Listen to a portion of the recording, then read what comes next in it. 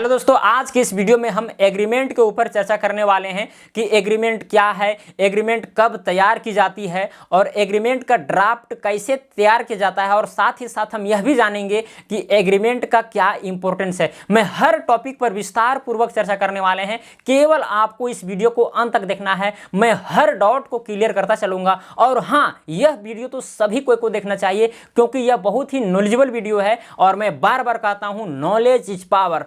तो चलिए बिना टाइम वेस्ट किए हम इस वीडियो को शुरू करते हैं। दोस्तों, सबसे पहला सवाल है कि एग्रीमेंट क्या है। तो बता दें कि एग्रीमेंट एक ऐसी आम दस्तावेज है, एक ऐसा आम लीगल दस्तावेज है जिसमें कोई जमीन या कोई प्रॉपर्टीज के खरीद बिक्री का सारा विवरण होता है। अब बात उठता है कि एग्रीमेंट कब करानी चाहिए। देखिए, सपोज कीजिए कि आप कोई ज़मीन या प्रॉपर्टीज को खरीद रहे हैं, तो सबसे पहले आप सेलर से बात करते हैं। आप एक फिक्स रेट तय करते हैं कि आप उस ज़मीन को कितना में खरीद रहे हैं, कितना में खरीदना चाहते हैं। सेलर भी उसमें सेटिस्फाइड हो जाता है और आप भी जब सेटिस्फाइड हो जाते हैं तो एक फिक्स रेट तय होता है और उस फिक्स रेट तय होने के बाद आप उनको कुछ एडवांस करते हैं, यानी कि सेलर को कुछ एडवांस देते हैं। एडवांस जो दिया जाता है वो जितना में तय हुआ है उसका लगभग 10% दिया जाता है। एडवांस अगर हम माने लीगली तो 10% देना चाहिए। अगर मान के चलिए आप 10 लाख का कोई प्रॉपर्टीज को परचेज कर रहे हैं तो वहां पर आपको एडवांस के रूप में कम से कम 1 लाख देना होगा, ज़्यादा भी दे सकते हैं। और अगर सेलर वैसा है तो 50,000 या फिर उससे कम में भी काम चला सकते हैं। तो उसी दौरान आपको एक एग्रीमेंट तैयार करना पड़ता है। एग्रीमेंट का बहुत बड़ा रोल है। एग्रीमेंट में होता है कि उसमें जो आप एडवांस दे रहे हैं, कितना में रेट तय हुआ है, कौन सा ज़मीन खरीद रहे हैं, किन से खरीद रहे हैं, सारा चीज़ उसमें लिखा हुआ रहता है एग्रीमेंट में। साथ साथ में उसका हस्ताक्षर, गवाह का भी हस्ताक्षर, सारा चीज़ रहता है ताकि बाद में जो एग्रीमेंट करवा रहा है यानी कि सेलर बदल ना जाए। ऐसी स्थिति में आपको एग्रीमेंट करना बहुत ही ज़रूरी है। अब दूसरा सवाल ये है जो बहुत ही इंपॉर्टेंट है, बहुत ही इंपॉर्टेंट। अगर इसको आप जान जाते हैं तो पहला और तीसरा सवाल को भी आप अपने से भी डिफाइन कर सकते हैं। दूसरा सवाल है कि एग्रीमेंट का ड्राफ्ट कैसे तैयार किया जाता है। आपको इसको ध्यान से सुनना है। सबसे पहले आपको, अगर आप कोई प्रॉपर्टीज को खरीद रहे हैं या परचेस कर रहे हैं तो आपको यानी कि बायर को स्टाम्प पेपर खरीदना पड़ता है। स्टाम्प पेपर बायर को ही प्राय खरीदना पड़ता है, चाहे वह स्टाम्प पेपर 500 का हो, 1000 का हो, 1500 का हो, ठीक है। तो अगर आप कोई ज़मीन वगैरह खरीद रहे हैं तो 1000 का स्टाम्प पेपर खरीद लें।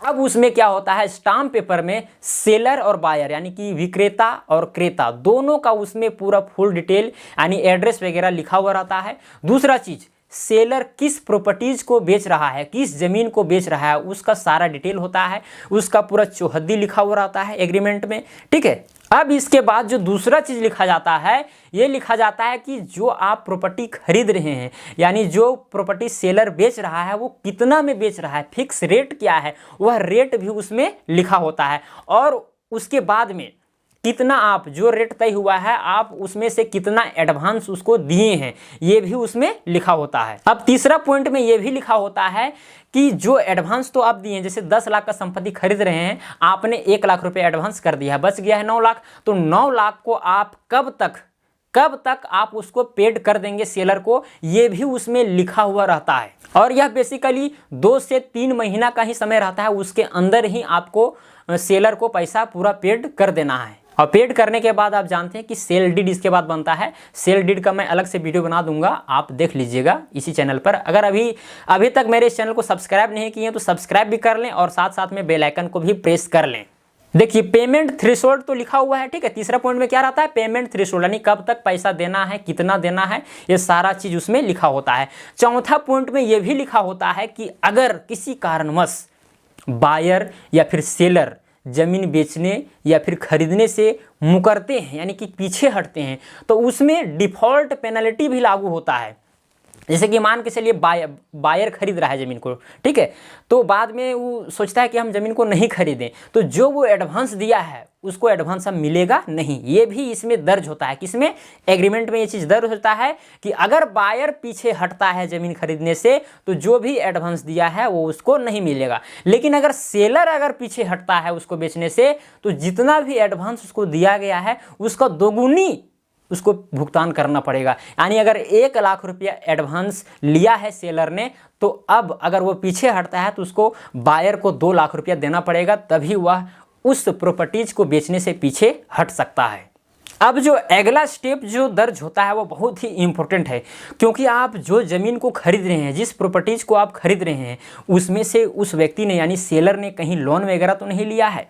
अगर लोन लिया है तो उसको भुगतान तुरंत करना पड़ेगा। अगर कोई टैक्स वगैरह बचा हुआ है तो उसको भी भुगतान करना पड़ेगा, और बहुत सारी चीज़ें हैं। अगर उसमें कुछ किसी तरह का डिफ़ॉल्ट है तो उसको सेलर को देना पड़ेगा, और इसका घोषणा करना पड़ता है सेलर का कि इसमें किसी प्रकार का टैक्स या लोन या किसी प्रकार का सेल डीड कुछ तैयार नहीं किया गया है, यह ज़मीन मेरे नाम से है। इस चीज़ का सेलर को घोषणा करना पड़ता है एग्रीमेंट में। इसलिए एग्रीमेंट बहुत ही महत्वपूर्ण चीज़ है। उस ज़मीन या प्रॉपर्टीज़ में किसी तरह का क्लेम नहीं होना चाहिए, कोर्ट केस नहीं होना चाहिए, या किसी को वसीयत के रूप में लिखा हुआ नहीं होना चाहिए, आदि आदि बहुत सारी चीज़ें ऐसी हैं जो डिफ़ॉल्ट पाई जाती है। सेलर कभी कभी डिफ़ॉल्ट करता है, और बहुत बार ऐसा हुआ भी है। तो इससे बचने के लिए आपको सेलर से इस चीज़ का जरूर घोषणा करवा लेना चाहिए। अब ये सब सारा डेटा तैयार हो जाने के बाद आपको कम से कम उस एग्रीमेंट में 2 गवाह का हस्ताक्षर होना बहुत ही ज़रूरी है। 2 गवाह का हस्ताक्षर करवा लीजिए, और साथ ही साथ हस्ताक्षर करवाते वक्त डेट और वो कहाँ हस्ताक्षर कर रहे हैं, स्थान का नाम भी लिखवा दीजिए, और साथ साथ में सेलर और बायर दोनों का उसमें हस्ताक्षर होना चाहिए।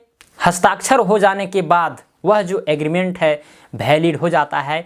अब उस एग्रीमेंट को बायर को रखना चाहिए। बायर को, अगर सेलर मांगता है तो उसको फोटोकॉपी करवा करके आप उसको दे सकते हैं, लेकिन ये एग्रीमेंट बायर को रखना है।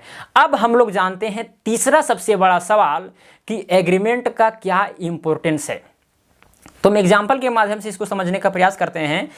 कभी कभी देखा यह गया है कि कोई व्यक्ति ने ज़मीन को बेचा या कोई प्रॉपर्टीज़ को बेचा, तो बेचने वक्त अगर कोई व्यक्ति एग्रीमेंट नहीं करवाता है, पैसा एडवांस दे दिया, बाद में पता चला जो व्यक्ति बेच रहा है, फिर अगला तीसरा पार्टी आया और उसी से बात किया कि भाई जो 10 लाख में जो आप ज़मीन बेच रहे हैं, हमको 12 लाख में दीजिए, हम 12 लाख में खरीद लेंगे। तो ऐसी स्थिति में अगर सेलर चाहे तो 12 लाख में इसको दे सकता है, क्योंकि वो जान रहा है कि अभी तक जिसके पास हम ज़मीन बेच रहे थे, प्रॉपर्टीज़ को बेच रहे थे, उन्होंने एग्रीमेंट वगैरह कोई लीगल वैलिड चीज़ नहीं करवाया है, जिससे कि हमको कुछ दिक्कतें बाद में हो सकती है। वो तो जान रहा है कुछ हमको दिक्कत नहीं होगा अगर हम इसको 12 लाख में तय करके बेच देते हैं तो इसीलिए एग्रीमेंट का बहुत बड़ा रोल है। अगर आप एग्रीमेंट करवा देते हैं तो सेलर उस चीज़ को अगर वो गलत करता है तो आप कोर्ट केस भी कर सकते हैं, सिविल केसेस के अंतर्गत आएगा, और उसका निर्णय भी आपके तरफ ही आएगा। इससे कोई दिक्कत नहीं है, क्योंकि स्टाम्प पेपर आप खरीदे हैं वो लीगली वैलिड है। तो कुल मिलाकर के निष्कर्ष ये निकलता है कि अगर आप एग्रीमेंट कराते हैं तो आपको भविष्य में होने वाली दिक्कतों का एक हथियार बन जाता है, जिससे आप उस युद्ध से जीत सकते हैं। और यह तो बहुत ही इम्पोर्टेंट भी होना चाहिए, एग्रीमेंट तो कराना चाहिए।